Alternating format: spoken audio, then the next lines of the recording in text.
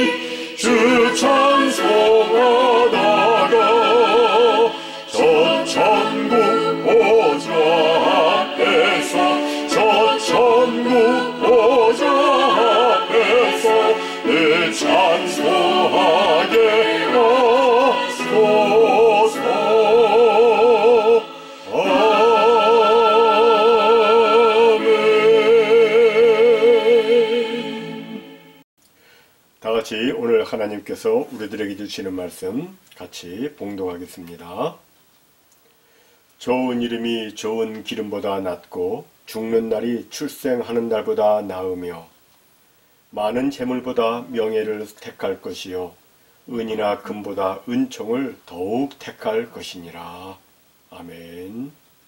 여러분 모두에게 말씀의 은혜가 충만하시기 바랍니다. 아멘.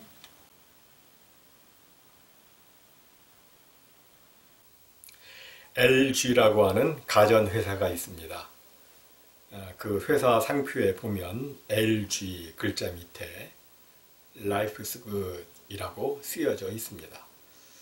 그런데 오늘 본문은 A good name is better than good oil이라는 말로 시작합니다. good oil보다 good name이 더 낫다는 것입니다. 그래서 오늘은 더 나은 삶이라는 제목으로 같이 말씀을 나누도록 하겠습니다. 우리 사람들은 각기 이름을 가지고 있습니다. 부모님이 자녀를 축복하며 소원을 담아서 좋은 의미의 이름을 지어준 것입니다. 그런데 아무리 이름이 좋아도 그의 이름 자체가 그 사람은 아닙니다. 부모가 김선행이라고 이름을 지어주었어도 그의 행실이 선행이 아니라 추잡하고 허랑방탕하다면 그의 참 이름은 남봉꾼이지 김선행이 아닙니다. 이런 의미에서 사람에게는 두 가지 이름이 있습니다. 하나는 부모님이 지어준 이름이고 다른 하나는 내가 얻은 이름입니다. 내가 얻은 이름은 다른 사람이 나를 생각할 때 갖는 이미지, 곧 나에 대한 평판입니다.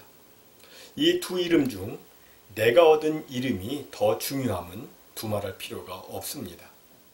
사람들은 모두 좋은 이름, 좋은 명성 얻기를 원합니다. 그럼 어떻게 해야 좋은 이름, 좋은 명성을 얻을 수 있을까요? 이에 대해서 오늘 본문 1절은 이렇게 말씀합니다. 좋은 이름이 좋은 기름보다 낫고, 여기서 좋은 이름은 덕망 있는 이름, 아주 좋은 명성을 가리키는 말입니다. 그리고 좋은 기름은 아주 값비싼 향료로서 재산과 재물의 상징입니다. 따라서 좋은 이름이 좋은 기름보다 낫다는 말은 아무리 재물이 중요해도 내 존재와 인격인 이름보다는 중요하지 않다는 말입니다. 그렇다면 이름과 기름, 공교롭게도 둘 다 똑같이 름으로 끝나고 또 히브리어 원문에서도 보면 둘 다 쉔이라고 하는 단어가 둘 다 똑같이 들어가 있는데 기름보다 이름, 곧 재물보다 영예를 더 중요하게 여기는 삶을 살 때 우리는 좋은 이름을 얻게 되는 것입니다. 우리가 마태복음 26장을 보면 예수님께서 베다니 나병 환자 시몬의 집에 계실 때에 한 여자가 매우 귀한 향료 한 옥합, 곧 매우 좋은 기름을 가지고 나와서 예수님의 머리에 부었습니다.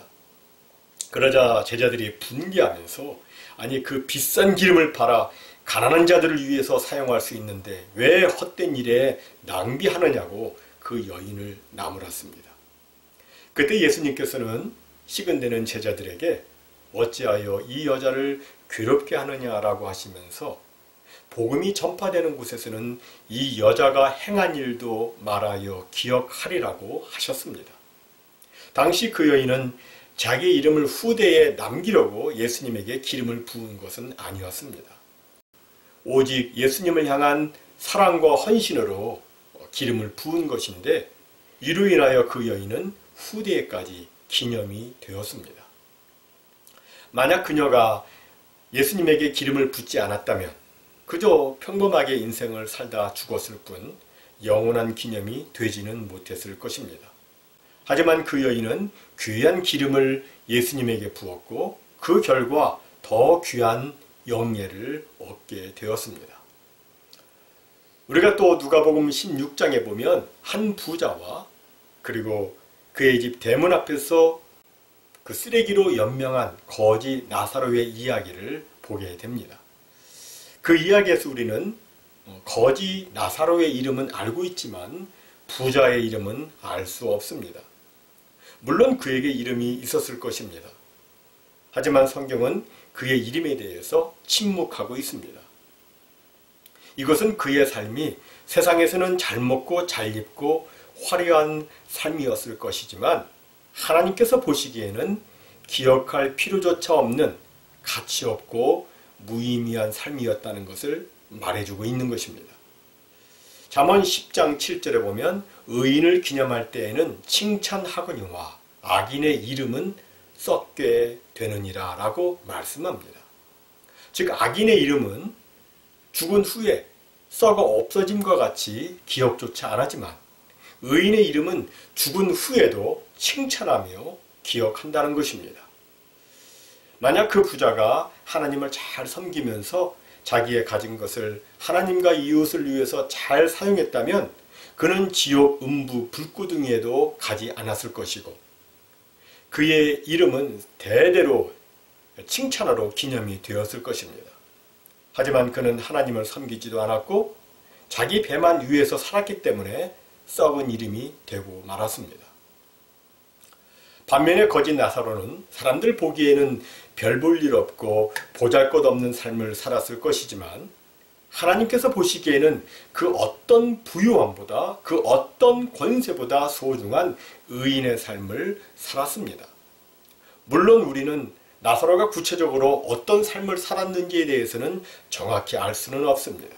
하지만 그의 이름을 통해서 우리는 그가 어떤 삶을 살았는지 대략 추측해 볼 수 있습니다. 여러분, 나사로, 레이저러스라는 이름이 무슨 뜻을 가지고 있습니까? 하나님의 도우심이라는 뜻을 가지고 있습니다. 즉 그는 가난하고 핍절한 생활 속에서도 늘 하나님이 자기 삶에 없어서는 안 될 분이시라는 것을 깨닫고 하나님의 도우심을 구하면서 하나님을 의지하는 삶을 살았던 것입니다. 이런 나사로를 하나님께서 기억해 주셨고 그가 죽었을 때 천사로 하여금 그의 영혼을 받들어 아브라함의 품에 안기게 해 주셨습니다. 가난하게 살았지만 의인의 삶을 살았기 때문에 그의 이름은 칭찬이 된 것입니다. 무슨 의미의 말씀입니까? 진정 신앙인에게 있어서 중요한 것은 얼마만큼 물질을 소유하고 있는가가 아니라는 것입니다. 성도에게 중요한 것은 나의 재물보다도 나의 지식보다도 나는 지금 하나님 앞에서 어떤 이름을 만들어가고 있는가 하는 것입니다. 사람들은 누구나 예수 그리스도를 자신의 구주와 주님으로 영접하면 그의 이름은 하늘나라 생명책에 기록이 됩니다. 하나님께서는 예수 믿는 사람들의 이름을 구원받는 이름으로 반드시 기억해 주십니다. 그러나 성경을 보면 하늘나라 하나님 보좌 앞에는 생명책만 있지 않고 그 옆에 행위의 책과 기념책이 있다고 말씀하고 있습니다. 이 행위의 책에는 불신자들의 이름과 그들의 행한 죄가 기록되어 있는데 그 기록된 내용에 따라서 그들은 심판을 받게 됩니다. 그리고 기념책에는 성도들이 주와 복음을 위해서 일한 것이 기록되어 있는데 그 내용에 따라서 성도들은 기념이 되고 상급을 받게 됩니다. 따라서 우리들은 우리들의 이름이 기념책에 아름답게 기록되도록 살아야 하는 것입니다. 사랑하는 성도 여러분, 여러분은 여러분의 자손들과 이웃들에게 그리고 교회 성도들에게 어떤 이름으로 기억될 것 같습니까? 여러분의 이름이 불려질 때 사람들이 여러분을 어떻게 기억하시겠습니까? 그리고 더욱더 중요한 것은 하나님께서 여러분을 어떤 이름으로 기억하시겠습니까? 제가 바라기로는 우리 모두 정말 좋은 이름으로 기억되기를 바랍니다. 여러분의 이름이 불려질 때 사람들에게 좋은 이미지, 행복의 이미지로 기억되며 우리 커네티컷 사랑의 교회의 이름이 불려질 때 사람들이 칭찬하고 인정하고 하나님께 영광 올려드리는 그런 좋은 이미지로 기억될 수 있기를 바랍니다. 이렇게 되기 위해서는 우리는 좋은 기름보다 좋은 이름을 곧 재물보다 명예를 택해야 합니다. 잠언 22장 1절은 말씀합니다. 많은 재물보다 명예를 택할 것이요 은이나 금보다 은총을 더욱 택할 것이니라. 여러분, 재물이 아무리 귀해도 성도의 영광스러운 명예보다 귀하지는 않습니다. 은이나 금이 아무리 귀해도 하나님과 사람에게 인정받고 사랑받는 은총의 삶보다는 귀하지 않습니다. 따라서 재물보다는 명예, 은과 금보다는 서로 사랑하고 인정하는 은총의 관계를 택해야 합니다. 그렇지 않고 명예 대신에 재물을 택하고 은총 대신에 은과 금을 택하면 어떻게 됩니까? 그의 삶은 외롭게 되고 점차 시험에 들어 죄를 짓게 됩니다. 그리고 급기야 어두움과 심령과 단절의 늪에서 헤매다가 실패한 인생이 되고 맙니다. 저는 우리 모두가 좋은 기름보다 좋은 이름 택하기를 원합니다. 재물보다 성도의 영광스러운 명예를 택하고 은과 금보다 하나님과 사람들의 인정과 은총을 택하는 지혜로운 성도가 되기를 원합니다. 그래서 꼭 성공적인 축복의 인생 사시기를 주님의 이름으로 축복합니다. 이어서 전도자는 이렇게 말합니다. 죽는 날이 출생하는 날보다 나으며. 전도자는 여기서 사람의 인생이 시작되고 끝나는 대표적인 두 날, 곧 출생하는 날과 죽는 날을 비교하면서 설교를 합니다. 그런데 일반적인 관념과는 좀 다른 차원에서 설교를 합니다. 일반적으로 사람들은 한 생명이 출생하면 기뻐하며 축복을 전합니다. 그리고 1년이 되면 돌잔치를 열고 축하를 합니다. 이에 반해서 사람이 세상을 떠나게 되면 다들 슬퍼하며 얼굴이 어둡습니다. 누군가 죽었다는 부고 소식을 들었을 때 우리의 마음은 무겁습니다. 그래서 사람들에게는 죽는 날보다 출생하는 날이 더 기쁘고 좋습니다. 죽었다는 소식을 듣는 것보다 새로운 생명이 태어났다는 소식 듣기를 더 좋아하고 더 마음 편해합니다. 그런데 전도자는 죽는 날이 출생하는 날보다 낫다고 말합니다. 도대체 이 무슨 의미의 말씀일까요? 성경이 말씀하고 있는 대로 인간이 범죄한 이후로 이 세상에는 가시와 엉겅퀴가 생겼고 사람들에게 근심, 걱정, 염려, 고통, 수고가 끊이지 않고 있습니다. 그렇다면 이런 세상에 발을 들여놓는 시작이라고 볼 수 있는 출생은 어떤 면에서 고통의 시작이라고 할 수 있습니다. 여러분도 들으셨겠지만 예전에 어떤 사람이 이런 이야기를 했습니다. 아기는 태어나서 왜 우는가? 여러분, 아기가 왜 울어요? 의학적으로는 아기가 허파로 숨을 처음 쉬기 시작하기 때문에 우는 것이지만 철학적인 의미로 보자면 아기가 이 험난한 세상을 살아갈 것이 막막하고 힘들어서 우는 것이라고 이렇게 이야기를 합니다. 그런데 정말 우리 인생길에는 별별 일들이 지뢰밭처럼 깔려 있어서 한시도 마음 편히 지낼 수가 없습니다. 오늘 아무 일 없다가도 내일 갑자기 큰 일이 생겨서 예기치 않은 고통을 겪게 되는 것이 인생입니다. 그래서 어떤 사람은 큰 고통을 겪으면서 욥처럼 왜 태어나가지고 이런 고생을 하나라고 하면서 자신의 태어난 날을 저주하기도 합니다. 그런데 죽으면 어떻게 됩니까? 모든 수고와 고통으로부터 해방됩니다. 죽음을 통하여 인생의 안식과 평안이 시작됩니다. 죽음은 이 세상의 모든 괴로움과 슬픔, 질병으로 인한 아픔과 고통에서 완전히 자유롭게 해줍니다. 죄로부터 해방되고 수고와 슬픔으로부터 해방이 됩니다. 그러나 여기서 우리가 정말 주의하고 또 주의해야 할 것은 죽음이 삶의 고통으로부터 자유와 해방을 가져다 준다고 해서 모든 사람이 죽음을 통해서 자유와 해방을 누리는 것은 아니라고 하는 것입니다. 죽음이 자유와 해방인 것은 오직 그리스도 예수 안에 있는 사람들에게만 해당이 됩니다. 예수 그리스도 밖에 있는 사람에게는 죽음은 해방이 아니라 더 큰 고통의 시작입니다. 그리스도 밖에 있으면 죽음과 동시에 그가 이 땅을 살면서 겪었던 모든 고통을 모아놓은 것보다 더 무섭고 더 참혹한 지옥의 고통을 받게 됩니다. 그 고통은 쉼이 없이 영원히 지속되기에 그 속에서 그는 영원토록 슬피 울며 괴로워하게 됩니다. 하지만 그리스도 예수 안에 있는 사람에게는 죽음은 자유의 날이고 해방의 날입니다. 성도에게 죽음은 나를 구원해 주신 주님께로 가서 우리 주님과 함께 영원한 영광 중에 거하는 시작입니다. 그래서 사도 바울은 빌립보서 1장 23절에서 삶과 죽음 사이에서 이렇게 말한 것입니다. 내가 차라리 세상을 떠나서 그리스도와 함께 있는 것이 훨씬 더 좋다. 나는 그렇게 하고 싶다.